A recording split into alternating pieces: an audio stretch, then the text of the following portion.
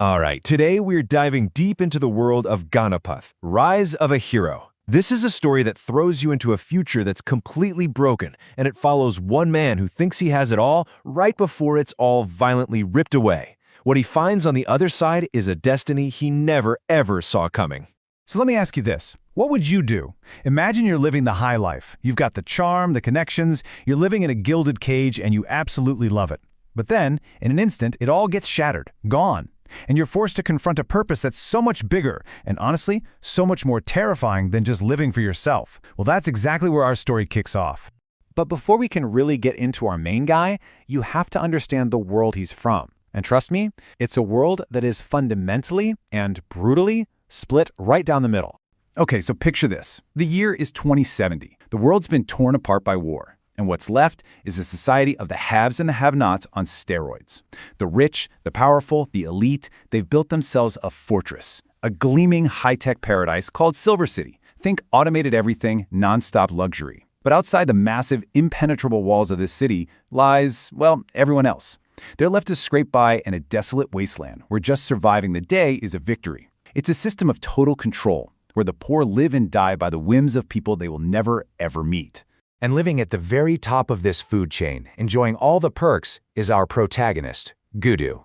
He's a guy who works for the system. He's a smooth operator, a playboy, whose job is basically to find talented fighters out in the wasteland and bring them into Silver City to fight in these high-stakes boxing matches for the rich to bet on. He's all about himself. He lives in this bubble of comfort, and he is completely, maybe even willfully, ignorant of the fact that his entire lifestyle is paid for by the suffering of the people outside the walls. He is not a hero. In fact, he's the exact opposite of what his world needs. But here's the thing about a life like Gudu's. It's a house of cards. It's totally dependent on keeping a very dangerous man happy. And well, that's all about to come crashing down in the most horrific way you can possibly imagine. And it all falls apart over something so small, it's almost ridiculous. His boss, a seriously ruthless guy named John, asks him to take his girlfriend Dimple home. That's it. They have a little innocent fun, they dance, and John's paranoid mind just snaps. He sees betrayal where there is none. And in a fit of pure, jealous rage, this man, Gudu, has spent his life trying to please, gives a chilling order.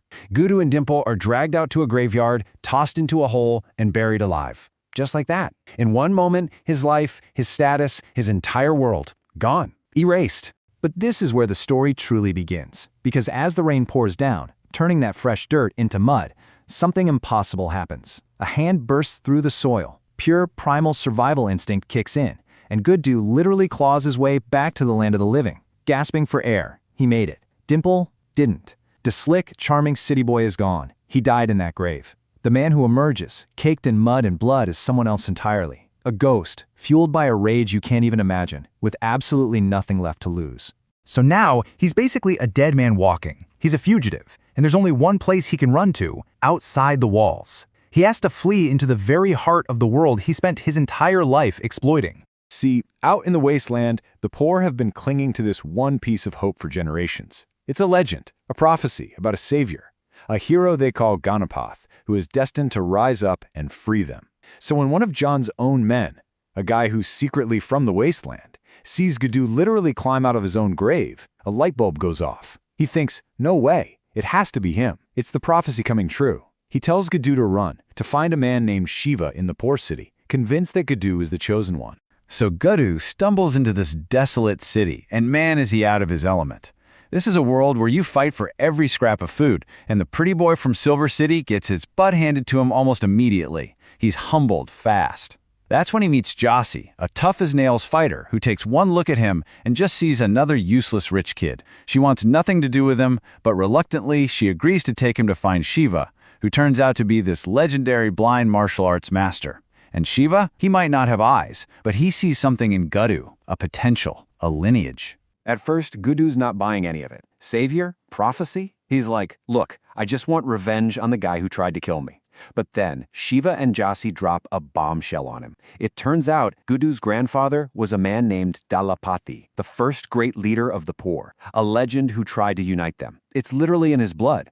That revelation, seeing the suffering up close for the first time, and his growing bond with Jossie, it finally flips a switch inside him. He agrees. He submits to Shiva's absolutely grueling training and begins to transform himself, body and soul, into a weapon. Okay, so after all that blood, sweat, and training, Gudu is no longer just Gudu. He's a machine. He's ready. But his plan for taking down Silver City isn't a frontal attack. No, it's something way more clever and way more painful for everyone involved.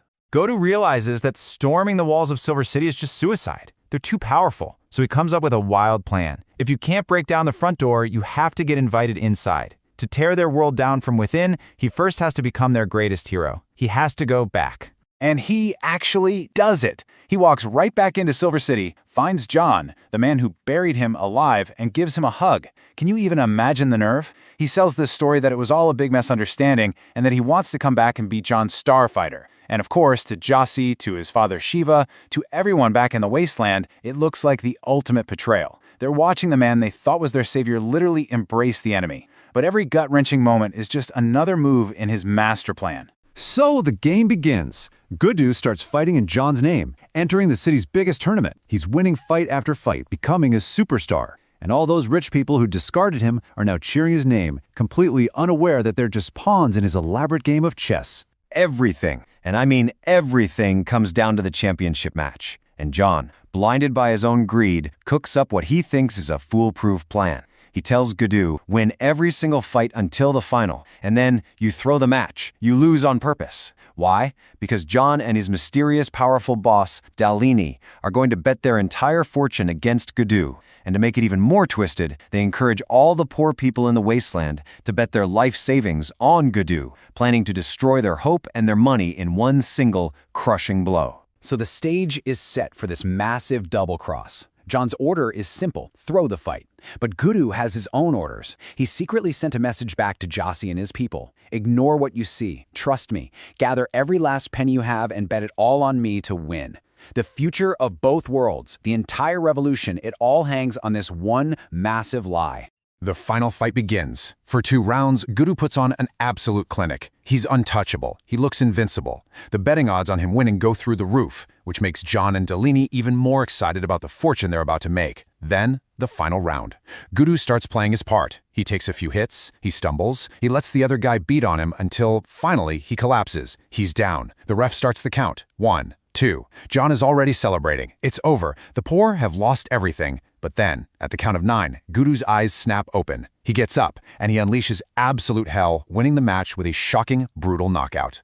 The fallout is immediate. In that single instant, John's entire empire is financially obliterated. He's ruined. But at the exact same moment, the people of the wasteland, who put all their trust and all their money on him, are suddenly wealthy. He didn't just win a fight. He staged the single biggest transfer of wealth in history. He just funded a revolution. The arena is in total chaos. His enemies are broken, and the entire city is watching, stunned. Gudu knows this is his moment. It's time to drop the act and reveal the truth. He grabs a live microphone and introduces himself to the world, not as Gudu, the sellout fighter, but as Ganapath, the people's champion. He lays out John's entire scheme for everyone to hear, and then he drops the final personal bombshell. Shiva, the blind master who trained him, that's his real father. His journey has come full circle. He's found his people, his purpose, and his family.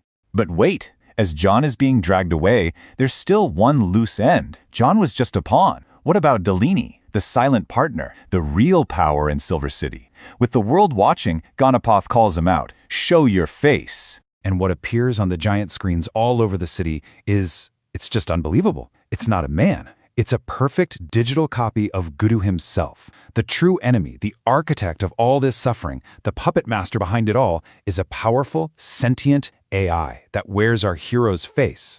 So just think about that. Ganapath won. He won a huge battle. He bankrupted his human enemies and sparked a revolution. But in doing so, he's just revealed the real enemy, a machine, a powerful AI that looks just like him. So he may have won the battle, but has he just accidentally started a much bigger, much scarier war for the future of humanity itself? The legend of Ganapath is born, but it looks like his real fight is only just beginning.